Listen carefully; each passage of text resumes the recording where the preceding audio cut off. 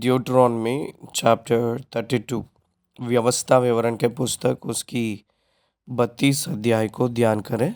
इस अध्याय में लिखा हुआ वचनों की संख्या 52 है। इस 52 वचनों में बहुत अद्भुत रीति का वर्णन मूसा ने एक गीत के रूप में कहा गया है, वो हमें यहाँ दिखाई देती है। प्रकाशित वाक्य 15 अध्याय की 4 आयत में 3 आयत में लिखा है कि वे परमेश्वर के दास मूसा का गीत और मेमने का गीत गा गा कर कहते थे, कहकर लिखा है। हमें इस व्यवस्था विवरण के पुस्तक 32 अध्याय में जो गीत हमने मूसा ने इस्राएलियों को लिख के सिखाए थे, वही गीत यीशु मसीह के दूसरे आगमन में, उसके बाद दूसरे आगमन के बाद 1000 साल की उस समय वो लोग गा रहे हैं, कहकर कह रहे हैं। इसका मतलब कितना लॉन्गविटी इस भजन संहिता को यानी गीत को है, कहकर हम लोग सोच सकते हैं। उतना प्रामुख्य रूप की गीत है ये इस्राएलियों ने जो गाने वाली गीत है। इस्राएलियों के ऊपर परमेश्वर की सबूत साक्षी प्रकार की गीत है ये। इस्राएलियों ने परमेश्वर की विरुद्ध उल्टे खड़े होंगे कहकर परमेश्वर ने उन लोगों को पहले ही कहते हुए ये जो गीत उनके मुंह पे रखकर, उनको याद रख के, उन लोगों को ये गीत एक साक्षी के रूप में रखकर परमेश्वर उनके भविष्य उनको पहले ही प्रकट किए हैं, कहकर उन लोग समझने के लिए ये गीत जो रखे हैं। इस 32 अध्याय में कुछ प्रमुख भाग हैं। पहला और दूसरी वचनों में परमेश्वर की उपदेश कहकर हम लोग कह सकते हैं। ये बहुत विस्तार की महान सामर्थ्य को वर्णन किया गया है। 3 और 4 वचनों में परमेश्वर की महानता, उन लोगों की व्यक्तित्व को वर्णन किया गया है। 5वीं वचन से लेकर 9वीं वचन तक इस्राएलियों की व्यक्तित्व और परमेश्वर के सम्मुख इस्राएलियों का स्थान कहा गया था। 10वीं वचन से लेकर 13वीं वचन तक लिखा हुआ वचन की भाग में इस्राएलियों के ऊपर परमेश्वर की ध्यान, इस्राएलियों के ऊपर परमेश्वर जो प्रकट किए थे तरस कहा गया है। 15वीं वचन में परमेश्वर को पहचान ना पाए हुए इस्राएल दिखाई दे रहे हैं। यशूरून कहकर इसको यहाँ बुलाया जा रहा है। तू मोटा और हष्टपुष्ट हो गया और चर्बी से छा गया है, इसलिए इज़राइल परमेश्वर से हटकर, परमेश्वर को भूलकर इनकार किए हैं परमेश्वर को, इस्राएल ने कहकर 15 वचन दिखा रही है। 16वीं वचन से लेकर 18वीं वचन तक इस्राएलियों के 7 प्रकार की पाप के बारे में लिखा गया है। 19वीं वचन से लेकर 26 वचनों में इस्राएलियों के ऊपर परमेश्वर के न्याय और ये लोग पाप किए जैसे इसमें दिखाई दे रही है। 27 से लेकर 35 वचन जो लापरवाह किए हैं परमेश्वर के उद्देश्य को इस्राएलियों ने, उसके बारे में लिखे हैं। 36 से लेकर 43 वचन तक परमेश्वर ने इस्राएलियों के शत्रुओं को सजा देने के लिए इस्राएलियों के ओर वो मुड़ने के बारे में लिखा है। 44 से लेकर 47 तक वचन परमेश्वर के अधीन हो जाओ कहकर इस्राएल के बारे में मूसा ने वर्णन करने का हम देख सकते हैं। 48 से लेकर 52 तक वचन में मूसा अपने मृत्यु के बारे में तैयारी, उसका विधि, उसके बारे में कहा गया है। इस रीति से हमें 32वीं अध्याय में 52 वचन लिखा गया है। तो आइए पहले वचन से लेकर हम लोग पढ़े। हे आकाश कान लगा कि मैं बोलूं, और हे पृथ्वी मेरे मुंह की बातें सुन। मेरा उपदेश मेघ के समान बरसेगा और मेरी बातें ओस के समान टपकेगी। जैसे कि हरी घास पर झींसी और पौधों पर झाड़ियाँ। परमेश्वर अपने गीत में सबसे पहले जो रखे हैं प्रमुख विषय ये है कि परमेश्वर की बात, परमेश्वर की वचन, लोगोस, परमेश्वर की वचन को कितना विस्तृत गवाही को लिए है। देखिए, एक बार सोचिए, हे आकाश कहकर कहे हैं। देखिए, हम लोग किसको साक्षी के रूप में रखे हैं, किसको हम लोग अपने बीच में एक मध्यस्थता के रूप में रखते हैं। हम लोगों को जो सूट होते हैं उन्हीं लोगों को, मनुष्यों को रखते हैं।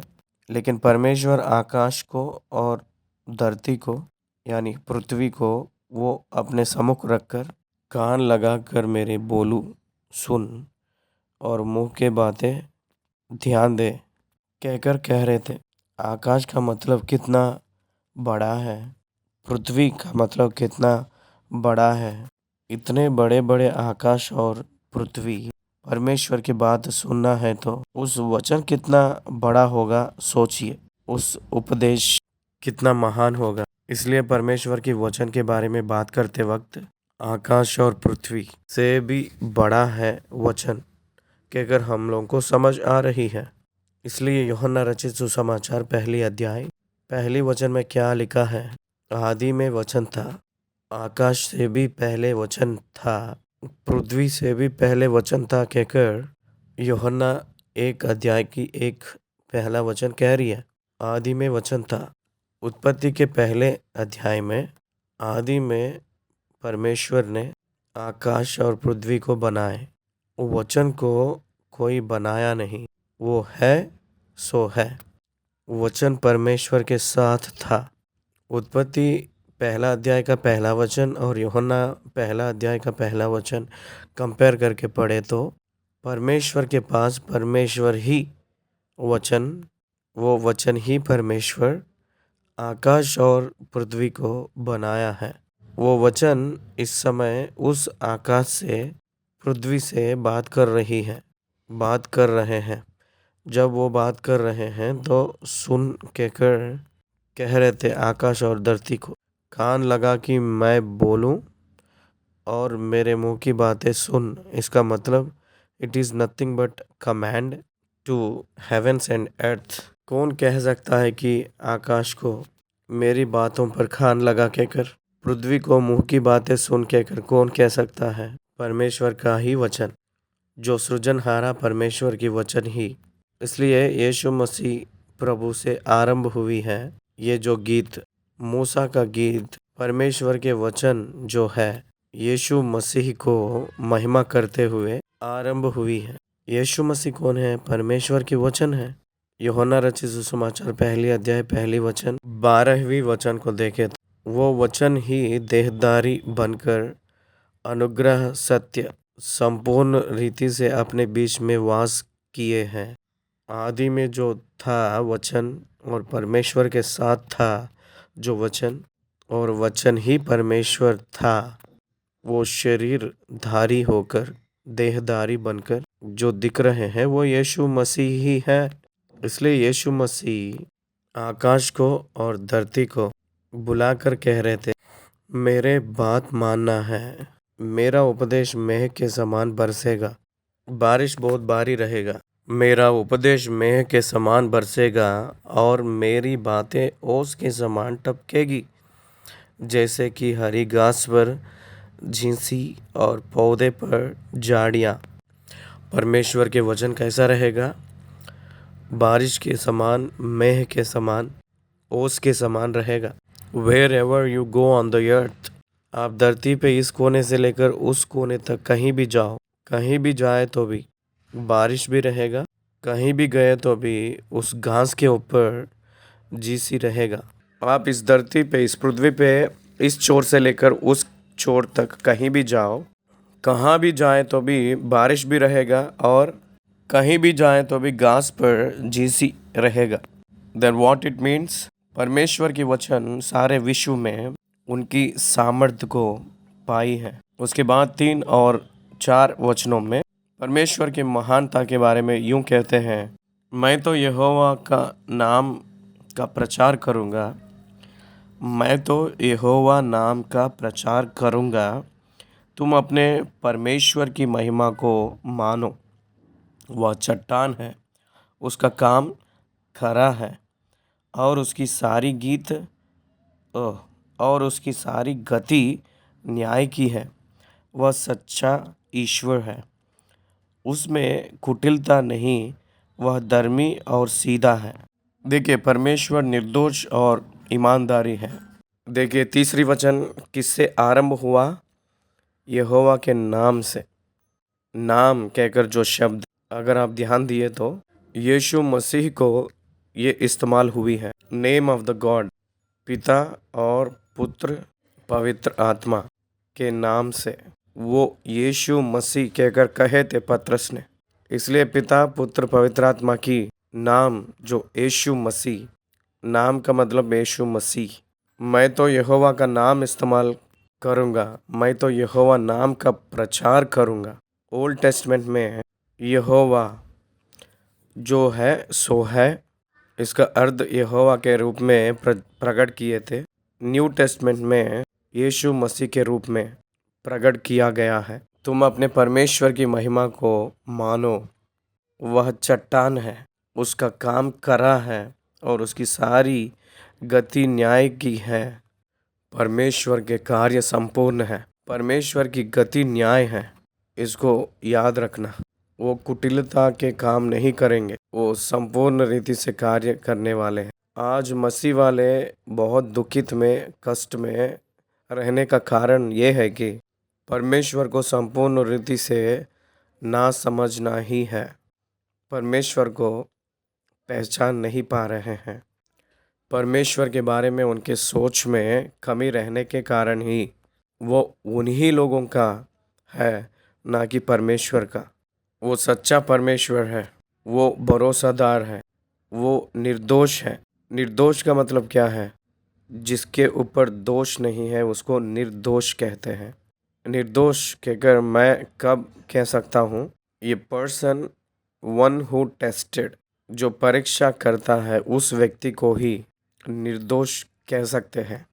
इसलिए निर्दोष कहकर कहते वक्त ही इज़ इन एक्शन, कर्म में जो आया हुआ व्यक्ति। यीशु मसीह दोष ना रहकर निर्दोष के रूप में जीवन जिए थे। उस शरीरधारी देहधारी परमेश्वर के बारे में मूसा ने यहाँ बात कर रहे हैं। वो सच्चा परमेश्वर, वो कुटिलता रखने वाला नहीं है। एक मनुष्य को एट्रीब्यूट्स टर्न करके बात कर रहे हैं, वो ही अपना प्रभु यीशु मसीह है। परमेश्वर अदृश्य है, वो धर्मी है। इसका मतलब वो जो काम करते हैं वो धर्मी, वो अलग किया हुआ व्यक्ति के रूप में, पवित्र के रूप में रहते हैं। उनमें सच्चाई है, उनमें पाप को जगह नहीं है। यीशु मसीह ने यूहन्ना रचित सुसमाचार में 8वीं अध्याय में अपने आप के बारे में कहे थे, मेरे अंदर पाप है कहकर कौन साबित कर पाएगा? यस, अभी नहीं, कभी नहीं। यीशु मसीह में कोई भी पाप को स्थापना नहीं कर पाएगा। वो पाप रहित के रूप में है। 5वीं वचन से लेकर 9वीं वचन तक इस्राएलियों कैरेक्टर, उन लोगों की पोजीशन परमेश्वर के सम्मुख किस रीति से रहेगा। उनका कैरेक्टर यह है कि वो लोग अपने आप को बिगाड़ लिए हैं, वो उनके पुत्र के रूप में नहीं है, उनके अंदर कलंक है और मुंड और निर्बुद्धि लोग के समान है। आइए पढ़े 5 वचन से लेकर 9वीं वचन तक। परंतु इसी जाति के लोग टेढ़े और तिरछे हैं, ये बिगड़ गए, ये उसके पुत्र नहीं, यह उनका कलंक है। हे मुंड और निर्बुद्धि लोगों, क्या तुम यहोवा को यह बदला देते हो? क्या वह तेरा पिता नहीं है जिसने तुझको मोल लिया है? उसने तुझको बनाया और स्थिर भी किया है। प्राचीन काल के दिनों को स्मरण करो, पीढ़ी पीढ़ी के वर्षों को विचारो। अपने बाप से पूछो और वह तुमको बताएगा। अपने वृद्ध लोगों से प्रश्न करो और वे तुझसे कह देंगे। जब परमप्रधान ने एक जाति को निज निज भाग बांट दिया और आदमियों को अलग अलग बसाया, तब उसने देश के लोगों की सीमाएं इस्राएलियों की गिनती के अनुसार ठहराई। क्योंकि यहोवा का अंश उसकी प्रजा है। याकूब उसका नाप हुआ निज बाग है, नापा हुआ निज बाग है। देखिए इज़राइलियों की स्थिति कैसे है कि कर देखे तो देवर करप्टेड, वो लोग बुरे के रूप में है। वो अपने आप को बिगाड़ लिए हैं, अपने आप वो लोग बुरे मार्ग पे चले गए थे। वो लोग अपने आप ही मूर्त के पूजा में, वो लोग अपने आप व्यभिचार में, वो लोग अपने आप हत्या में, खूनी करने में चले गए थे। उनकी पाप की कारण वही लोग हुए हैं कहकर वचन बता रही है। वो लोग कलंक हैं, उनके जीवन को कालापन लग गया था, वो लोग कलंक को अपना लिए हैं। उन लोगों को बुद्धि नहीं है, मुंड के रूप में रहे हैं वो लोग। परमेश्वर को जाने जैसे वो लोग नहीं जीवन जिए थे। उनको जो बनाए हैं उसको पहचाने जैसा नहीं थे वो लोग। प्राचीन काल पुराने दिनों को याद करके स्मरण करके पीढ़ी पीढ़ी को वो लोग विचार किए तो वो लोग अगर पूछे तो वो लोग कहेंगे इस्राएल को परमेश्वर सच्चा परमेश्वर है कहकर। परम प्रधान ने एक एक जाति को निज निज बाग बांट दिया और आदमियों को अलग अलग बनाया बसाया।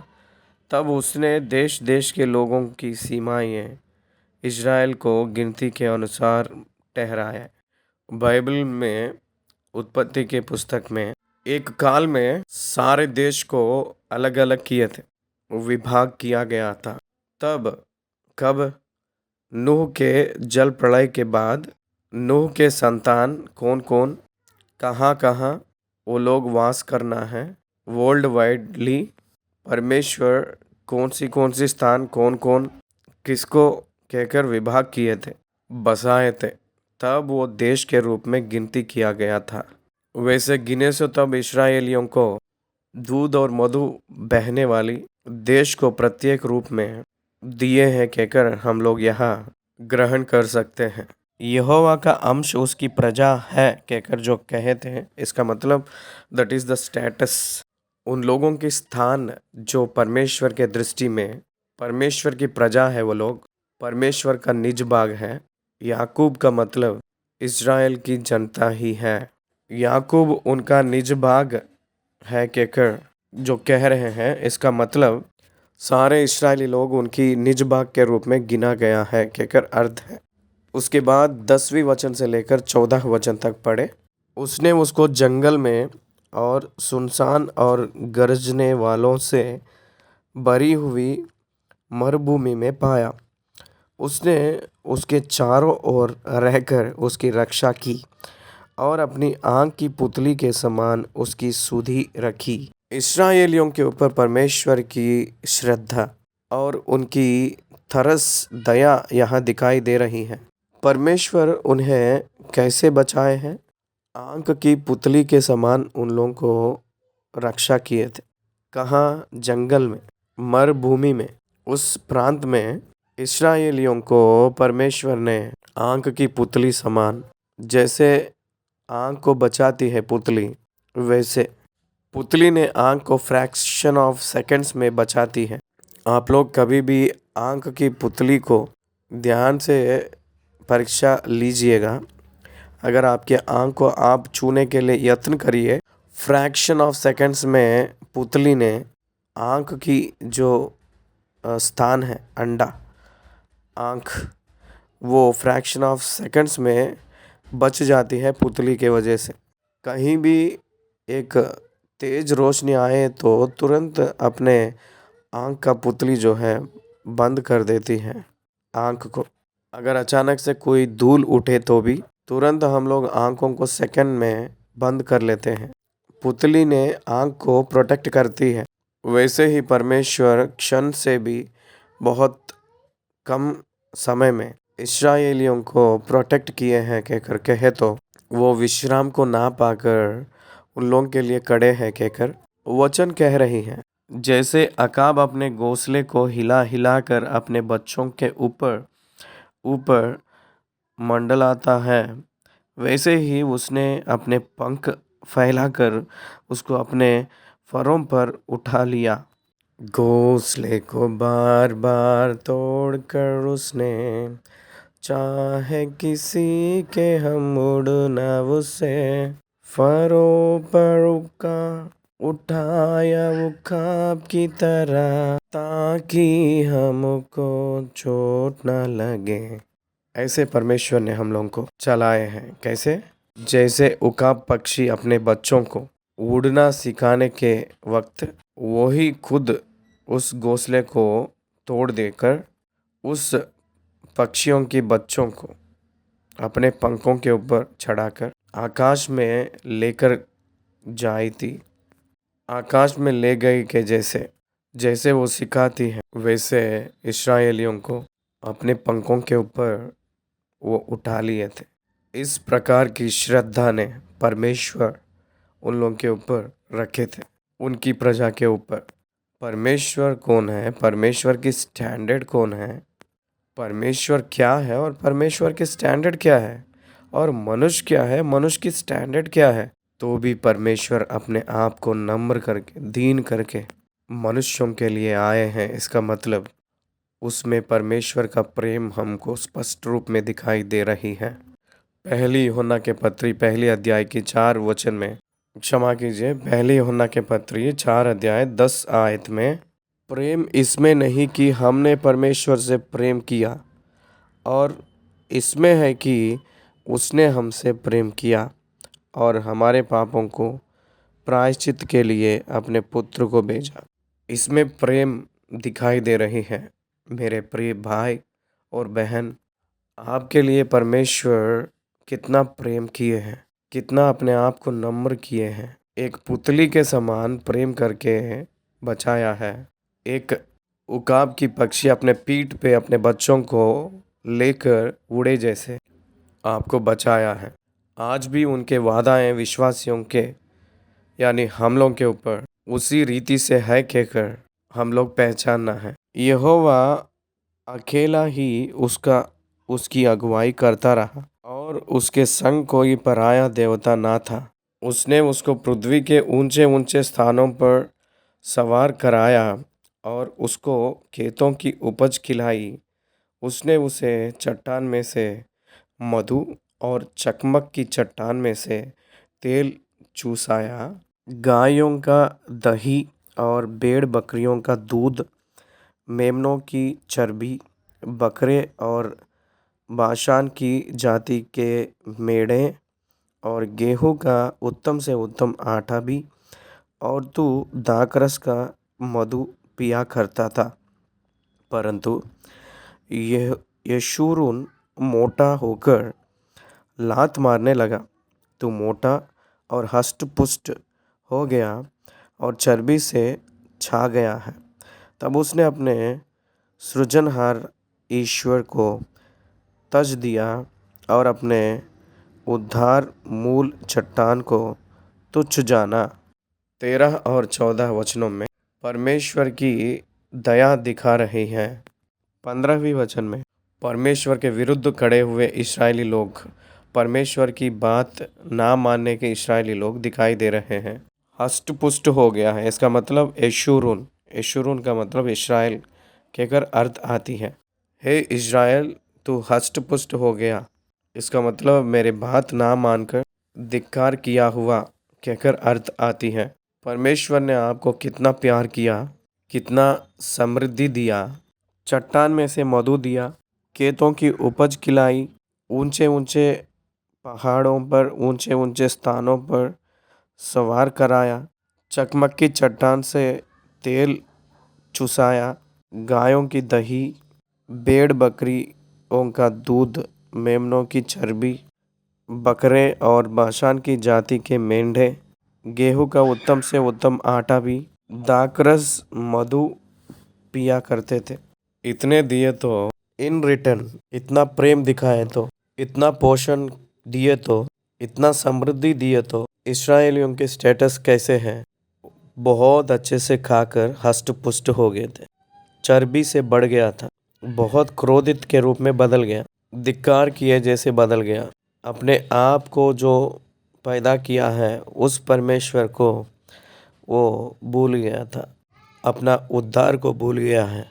मेरे प्रिय परमेश्वर के संतान, हम लोग यीशु मसीह को अंगीकार किए हुए लोग हैं। परमेश्वर से हम लोग सब कुछ पा रहे हैं। तब कैसे हम लोग पहचानना है उनको? वो मेरा उद्धारकर्ता के रूप में, वो मेरा धर्मी परमेश्वर के रूप में, वो मेरा प्रभु है कहकर पहचानना है। लेकिन इस्राएलियों ने चर्बी से हष्ट-पुष्ट हो गए थे और उनको ना पहचान कर, उनको छोड़कर धिक्कार किए हुए से लोग के समान दिखाई दे रहे हैं। 16वीं वचन से लेकर 18 वचन तक 7 प्रकार के पाप किए थे। उन्होंने पराई देवताओं को मानकर उसमें जलन उपजाई और घृणित कर्म करके उसको रिस दिलाई। उन्होंने पिशाचों के लिए जो ईश्वर ना थे बलि चढ़ाए और उनके लिए वे अनजान देवता थे। वे तो नया नए देवता थे जो थोड़े ही दिन से प्रकट हुए थे और जिनसे उनके पुरखा कभी डरे नहीं। जिस चट्टान से तू उत्पन्न हुआ उसको तू भूल गया और ईश्वर जिससे तेरी उत्पत्ति हुई उसको भी तू भूल गया है। ये सारे पापों को वो लोग किए थे, बहुत घृणित काम किए थे। इस्राएलियों ने जो किए थे बहुत बुरी कर्म ये किए हैं कि वो लोग मूर्ति के सामने दंडवत किए थे, मूर्त की पूजा किए थे। इस्राएलियों ने अन्य लोगों से मिलकर मूर्त की पूजा किए थे, परमेश्वर को दिखा रहे थे। अनजान देवताओं को ये लोग, पिशाचों को पूजा किए थे, चट्टान को, लकड़ियों को, देवताओं को ये लोग पूजन किए। कोई भी नया देवता को इंट्रोड्यूस किए तो उसको वो लोग पूजा किए थे। इस्राएलियों ने हारून के नेतृत्व में सोने का बछड़ा बना लिए थे ना, मिस्र देश से जब आए थे तब। वो परमेश्वर को हार्ट ब्रेक के रूप में हम लोग देख सकते हैं। 19वीं वचन से लेकर 26 वचन के बीच परमेश्वर उसको देखे थे, इसलिए उन्होंने उनको सजा देने के लिए निर्णय लिए थे। परमेश्वर की न्याय किस रूप से आएगा लिख रहे हैं यहाँ। इन बातों को देखकर यहोवा ने उन्हें तुच्छ जाना, क्योंकि उसके बेटे बेटियां ने उसे रिस दिलाई थी। बेटे बेटियां ही थे, लेकिन उन लोगों की व्यवहार को देखे तो वो एकदम घिनौना जैसा लग रहा था। नीच के रूप में अपने खुद की बेटे बेटियों को परमेश्वर ने देख रहे थे। तब उसने कहा, मैं उनसे अपना मुख छिपा लूँगा और देखूँगा कि उसका अंत कैसा होगा, क्योंकि इस जाति के लोग बहुत टेढ़े हैं और धोखा देने वाले पुत्र हैं। उन्होंने ऐसी वस्तु मानकर जो ईश्वर नहीं है मुझ में जलन उत्पन्न की और अपनी व्यर्थ वस्तुओं के द्वारा मुझे रिस दिलाई। इसलिए मैं भी उनके द्वारा जो मेरी प्रजा नहीं है उनके मन में जलन उत्पन्न करूँगा और एक मूढ़ जाति के द्वारा उन्हें रिस दिलाऊँगा। क्योंकि मेरे कोप की आग भड़क उठी है जो पाताल की तह तक जलती जाएगी और पृथ्वी अपनी उपज समेत भस्म हो जाएगी और पहाड़ों की नींवों में भी आग लगा देगी। मैं उन पर विपत्ति भेजूँगा और उन पर मैं अपने सब तीरों को छोड़ूंगा। वे भूख से दुबले हो जाएंगे और अंगारों से और कठिन महारोग से ग्रसित हो जाएंगे और मैं उन पर पशुओं के दांत लगवाऊंगा और दूरी पर रेंगने वाले सर्पों का विष छोड़ दूंगा। बाहर वे तलवार से मरेंगे और कोठरियाँ के भीतर भय से क्या कुंवारे और क्या कुंवारियाँ, क्या दूध पीता हुआ बच्चा और क्या पके बाल वाले, सब इस प्रकार बर्बाद होंगे। मैंने कहा था कि मैं उसका दूर दूर तक तितर बितर करूँगा, मैं उनको दूर दूर तक तितर बितर करूँगा और मनुष्यों में से उनका स्मरण तक मिटा डालूँगा। देख रहे हैं ना, 26 तक उनकी क्रोध दिखाई दे रही है परमेश्वर का। अगर ये सब उनके ऊपर होगा लागू तो क्या होगा उनकी परिस्थिति? बहुत दीन स्थिति में चले जाएंगे वो लोग। महान स्थिति में से लेकर महान दीन स्थिति में, यानी पाताल में गिरे समान हो जाएगा उनका काम। परमेश्वर की क्रोध को कौन अपना सकता है? इस्राएल की जनता इतने मूर्ख है कि यीशु मसीह को क्रूस पे लादते हुए वो पाप हमारे ऊपर, हमारे संतान के ऊपर रहेगा कि अगर चाहे थे। उतना मूर्ख जनता थे वो लोग। इसलिए परमेश्वर की अति क्रोध उन लोगों के ऊपर आ रही है। मनुष्यों में से उनका स्मरण तक मिटा डालूंगा, पाताल की तह तक जलाती जाएगी, मैं जला दूंगा, भस्म कर दूंगा। इसका मतलब अंटिल द रीच ऑफ हेडेस, उन लोगों को मार डालूंगा कहकर कह रहे थे परमेश्वर। बेटा बेटियां ही हैं, लेकिन परमेश्वर को छोड़ दिए के बाद में वो लोग सजा की योग्य हो जाएंगे। 27वीं वचन से लेकर 35 वचन के बीच परमेश्वर के उद्देश्य को लापरवाह किए जैसे इस्राएलियों ने दिख रहे थे। परंतु मुझे शत्रुओं की छोड़ छाड़ का डर था, ऐसा ना हो कि द्रोही इसकी उल्टा समझकर यह कहने लगे, हम अपने ही बाहुबल से प्रबल हुए और यह सब यहोवा से नहीं हुआ। उनके हृदय को परमेश्वर ने आविष्कार कर रहे थे। उन लोगों की व्यवहार किस रीति से रहने जा रहा है परमेश्वर बता रहे थे। क्या आप लोग ध्यान दे रहे हैं? परमेश्वर ही उन लोगों के बीच में रहकर शत्रुओं को ना भगा के, ये लोग अपने खुद बल से कैसे ये लोग भगा सकते हैं शत्रुओं को? एक 1000 लोगों को और दूसरा 10,000 लोगों को कैसे भगा सकता है? वो परमेश्वर की सामर्थ्य से ही वो संभव होगा। शिमशोन ने 1000 लोगों को, फिलिस्तियों को अगर मार डाला है, इसका मतलब वो एक आत्मा का आवेश की वजह से ही संभव होगी, मनुष्य की बल से तो नहीं। यह जाति युक्तिहीन तो है और इनमें समझ है ही नहीं। भला होता कि ये बुद्धिमान होते हैं कि इसको समझ लेते और अपने अंत का विचार करते। यदि उनकी चट्टान ही उनको ना बेच देती और यहोवा उनको दूसरों के हाथ में ना कर देता, तो यह कैसा हो सकता कि उनके 1000 का पीछा एक मनुष्य करता और उनके 10,000 को 2 मनुष्य भगा देते। क्योंकि जैसी हमारी चट्टान है वैसे ही उनकी चट्टान नहीं है, चाहे हमारे शत्रु ही क्यों न न्यायी हो। क्योंकि उनकी दाखलता सोदोम की दाखलता से निकली और ओमोर की दाख की बारियों में की है। उनकी दाख विषभरी और उनके गुच्छे कड़वे हैं। उनका दाख मधु सोंपा का सा विष, उनके दाख मधु सांपों का सा विष और काले नागों का सा हलाहल है।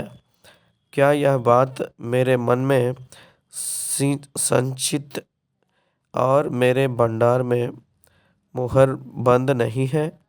पलटा लेना और बदला देना मेरा ही काम है। यह उनके पांव फिसलने के समय प्रगट होगा, क्योंकि उनकी विपत्ति का दिन निकट है और जो दुख उन पर पड़ने वाले हैं वे शीघ्र आ रहे हैं। इस्राएलियों के और परमेश्वर की न्याय के बारे में बात कर रहे थे। मैं ही उन लोगों के ऊपर बदला लूंगा कहकर कह रहे हैं। ये सब भजन संहिता यानी गीत के जैसे मूसा ने बोल रहे थे। यहोशू और मूसा ने ये गीत सिखाए थे। उन लोग अभी कनान देश में गए नहीं, ये पाप कुछ भी नहीं किए थे, लेकिन उन लोग करते हैं। उस स्थिति में वो लोग जाएंगे। वैसे परमेश्वर पहले से ही उन लोगों को इस गीत के द्वारा सिखाए थे। वैसे हुए सो तब ये गीत उन लोगों के ऊपर साक्षी के रूप में रहे जैसे सिखा रहे थे।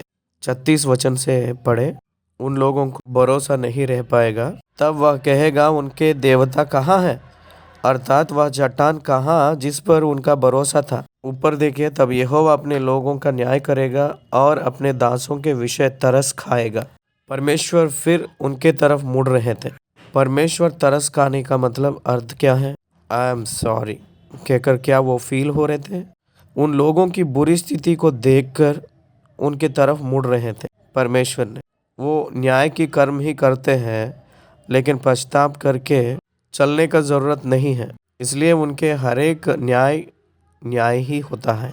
तो फिर क्यों वो अपने लोगों के तरफ मुड़ रहे थे? वो अपने बात के वजह से उनके ओर मुड़ेंगे। कौन? परमेश्वर। अपने दासों के लिए तरस खाएंगे।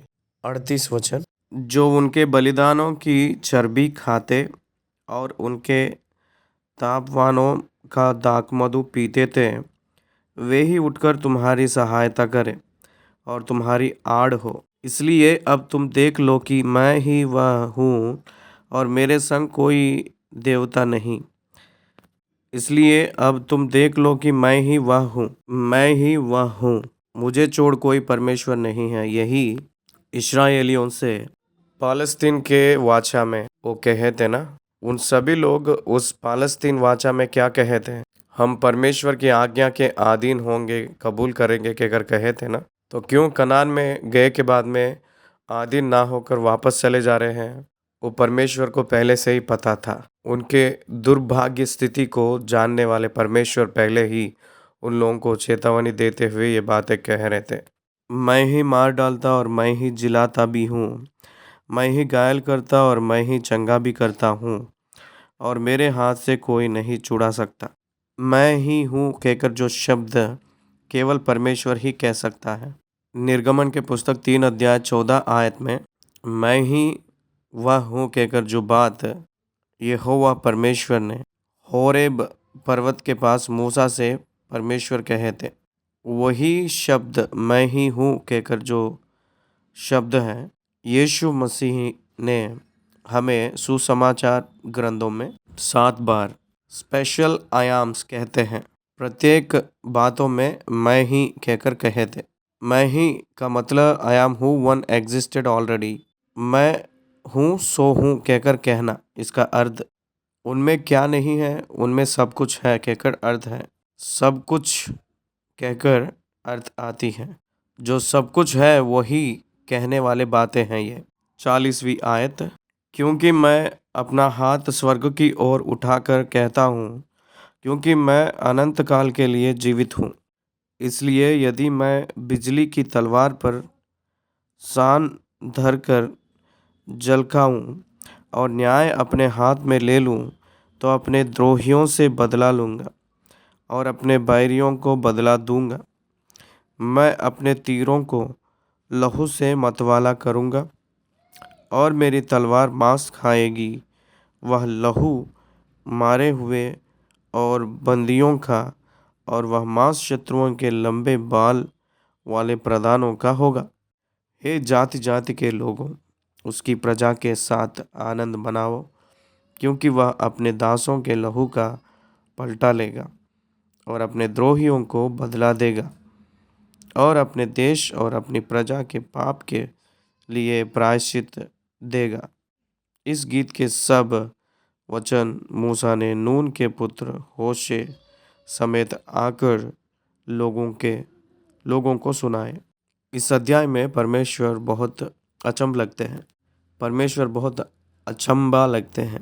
किस प्रजा को वो समृद्धि दिए थे, जिस प्रजा को अपने आँख के पुतली समान संभाले थे, जिस प्रजा को अपने पीठ के ऊपर उन लोगों को उठाए थे, उन लोगों को उनके ही पाप करने के वजह से उन लोगों को ही विरुद्ध हो गए थे। फिर वही प्रजा अगर वो लोग रोए तो फिर उनके और हो जा रहे हैं। This is the nature of the father and the God. जैसे पुत्र गलत करते हैं तो क्रोधित होने वाला पिता फिर जब वो लोग रोने लगते हैं तब उनको लेके गले लेता है। इज़राइल के परमेश्वर भी उसी रीति से दिखाई दे रहे हैं। 43 वचन आते ही वो पलटा लेंगे, बदला लेंगे जो लोग शत्रु होते हैं और विरोधी होते हैं। उनके देश के निमित्त, उनकी प्रजा के निमित्त वो पलटा लेने के रूप में बदलेंगे कहकर लिखा है।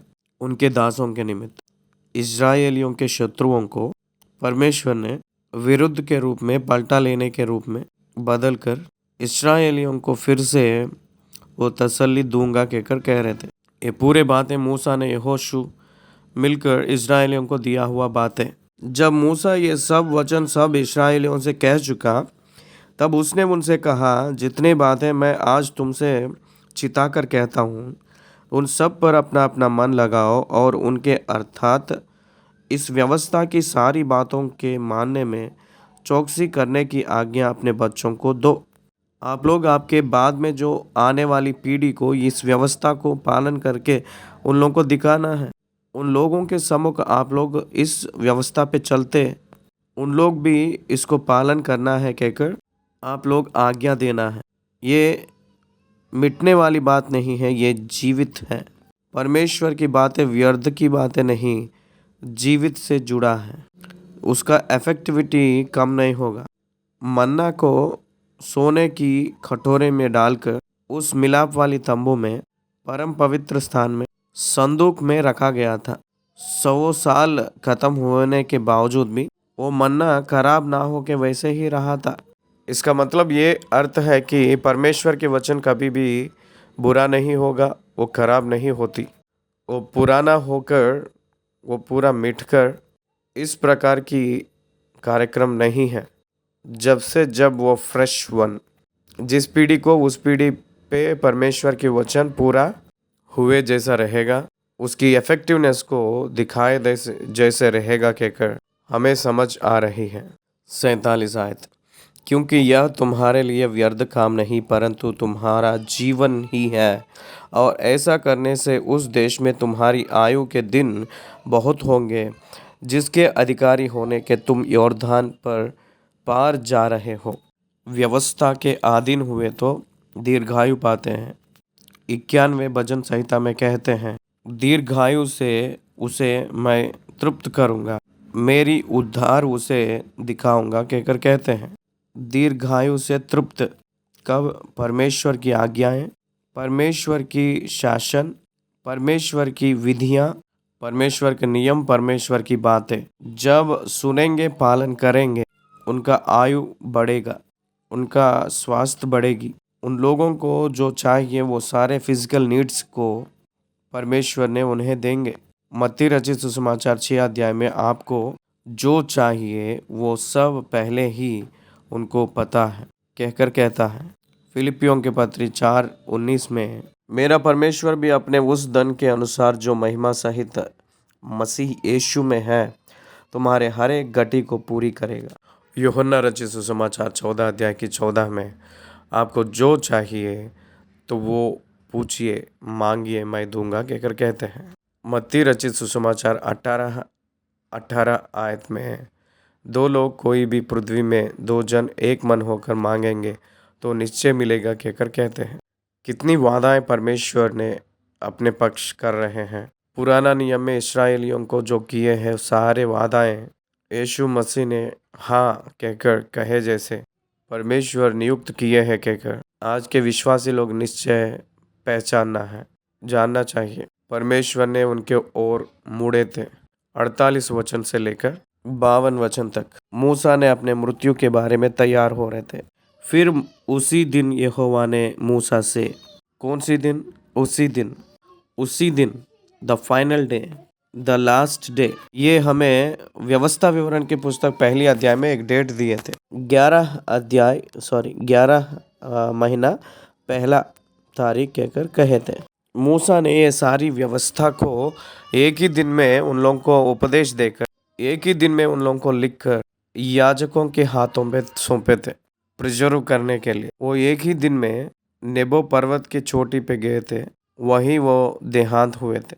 11वीं महीना पहला तारीख कहकर, इसका मतलब इंग्लिश महीने में हमें फरवरी 1 आती है, हमें 11 महीना जो है नवंबर आती है अंग्रेजी के महीनों में।